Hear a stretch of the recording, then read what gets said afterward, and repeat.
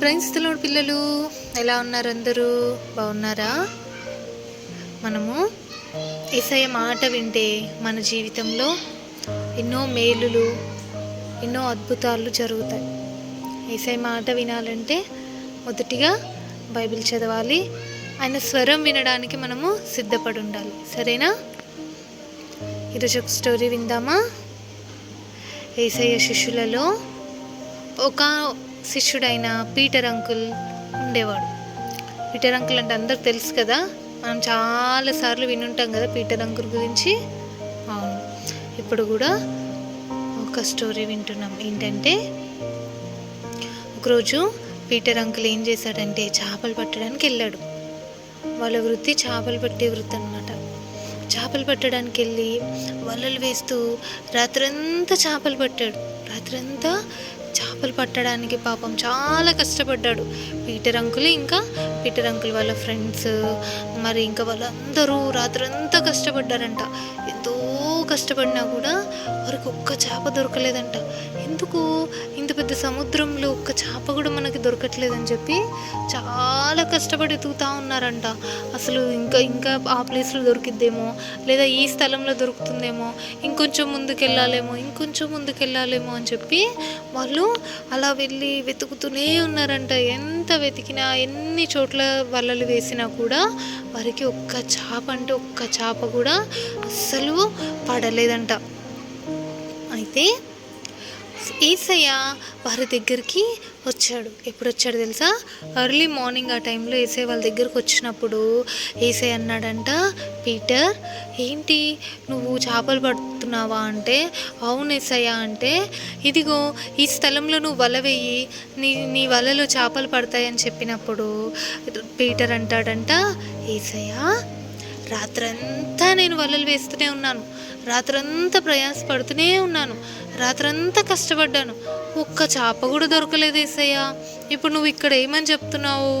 Already నేను ఈ ప్లేస్లో వేసేసాను యేసయ్య, వేసినా కూడా నాకు ఒక్క చేప దొరకలేదు యేసయ్య అని చెప్తాడనమాట.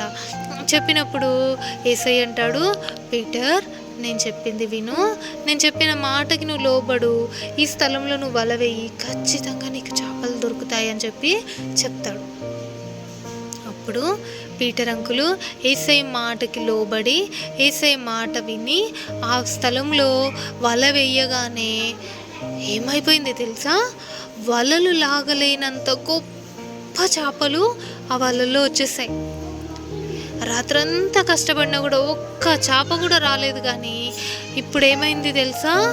మొత్తం అసలు ఎన్ని చేపలు అంటే మొత్తం చుట్టుపక్కల ఉన్న వాళ్ళ జాలర్లందరూ పిలుస్తున్నాడంట పీటర్ అంకులు, రండి నాకు హెల్ప్ చేయండి, ఎందుకంటే చాలా చేపలు పడ్డాయి, నేను లాగలేకపోతున్నాను అని చెప్పి పిలిచాడంట.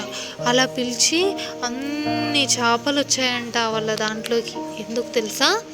యేసయ్య చెప్పిన స్థలంలో ఆయన వల వేశాడు. నువ్వు కూడా యేసయ్య చెప్పిన మాట వింటున్నావా? యేసయ్య చెప్పిన దానికి లోబడుతున్నావా, లేదా నీ సొంత తెలివితేటల్ని ప్రయోగిస్తున్నావా? మనం ఎప్పుడైనా మనకి అన్నీ తెలిసినప్పటికీ మన సొంత ఆలోచనల మీద ఆధారపడకూడదు, కానీ ప్రతిదానికి యేసయ్య మీద ఆధారపడాలి. ఎందుకంటే ఆయన మాత్రమే మనకి కరెక్ట్గా గైడెన్స్ ఇచ్చేవాడు. కరెక్ట్గా మన మేలు కోరి మనకి ఏది అవసరమో, ఏది మనం మంచుకో ఆయన మాత్రమే చెప్తాడు. అటువంటి దేవుని మాట మనం వినాలి కదా. పీటర్ అంకుల్ ఒకవేళ వినకపోయి ఉంటే, పీటర్ అంకుల్ యేసయ్య నేను ఆల్రెడీ వేశాను కదా, నువ్వు మళ్ళీ ఎందుకు వేయమంటున్నావు, నేను వేయను అని చెప్పుంటే గొప్ప చేపలు వచ్చేవా? వలలు నిండినన్ని చేపలు వచ్చేవా? వచ్చేవి కాదు కదా.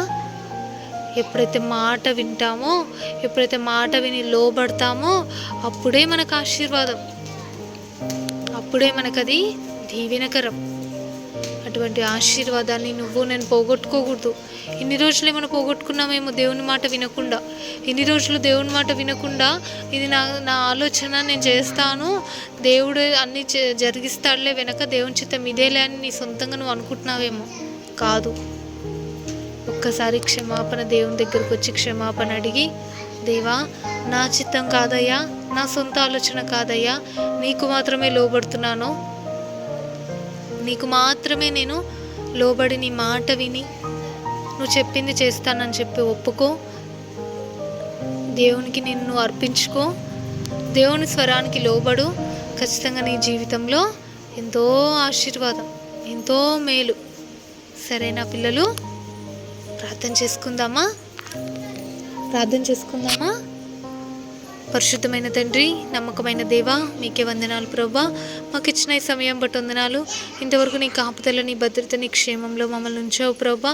అయితే నాయనా, పీటర్ అంకుల్ వల్లే మేము కూడా ప్రభా మరి నీ మాట వినుట మాకు నేర్పించండి. నీ మాటకు లోబడుట మాకు నేర్పించండి.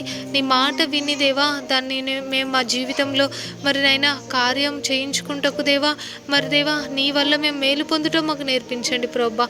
ఇంతవరకు తండ్రి మరి పీటర్ అంకుల్ లోబడినట్టుగానే మేము కూడా లోబడుటకు దేవా మీరు అన్ని విషయాల్లో మాకు సహాయం దయచేయమని బ్రతిమలాడుకుంటూ ఈ నా ప్రార్థన యేసుక్రీస్తు నామంలో ప్రార్థించి అడిగి వేడుకుంటున్నాను తండ్రి.